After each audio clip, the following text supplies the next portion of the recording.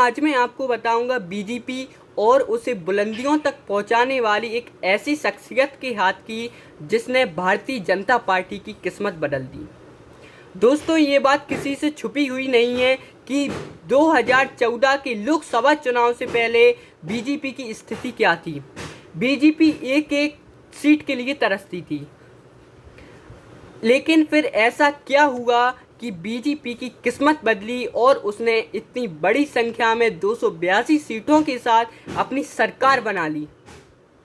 दोस्तों, मैं बात कर रहा हूँ 22 अक्टूबर 1964 को मुंबई की एक कारोबारी अनिल चंद्र शाह के यहाँ जन्मे अमित शाह की।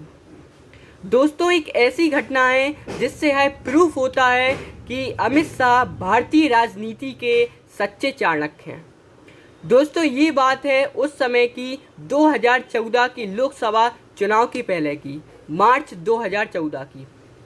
उस समय एक बीजेपी की बैठक होनी थी और उसमें कई बड़े मुद्दों पर चर्चा होनी थी, जिसमें सबसे बड़ा मुद्दा यह था कि पीएम उम्मीदवार नरेंद्र मोदी को कहां से चुनाव लड़ाया जाए, जिस पर उस समय के तत्कालीन अध्यक्ष राजनाथ सिंह ने कहा कि उनको बिहार के पटना से चुनाव लड़ाया जाए।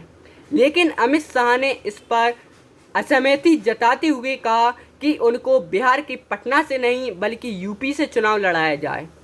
राजनाथ सिंह ने इस पर वार करते हुए कहा कि मैं बीजेपी का राष्ट्रीय अध्यक्ष हूं, इसलिए उन्हें पटना से ही चुनाव लड़ाया जाएगा, और वैसे भी हम कई बार पहले यूपी से चुनाव लड़ चुके हैं।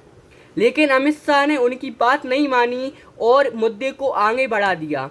मीटिंग खत्म हुई, उसके बाद अमित शाह राजनाथ सिंह जी से मिले और उनसे कहा कि मेरी बात पर एक बार गौर जरूर करिएगा कि अगर यूपी से चुनाव उनको लड़ाया जाए तो कितनी बड़ी सीटों के साथ भारतीय जनता पार्टी अपना परचम भारत में लहराएगी और नरेंद्र मोदी प्रधानमंत्री बनेंगे। लेकिन फिर भी राजनाथ सिंह नहीं माने। लेकिन उनकी बार बार अमित शाह की बार बार कहने पर राजनाथ सिंह को मानना ही पड़ा और बिहार के पटना की जगह प्रधानमंत्री नरेंद्र मोदी यूपी के इलाहाबाद से चुनाव लड़े। और उसके बाद ये पूरा देश जानता है कि क्या हुआ।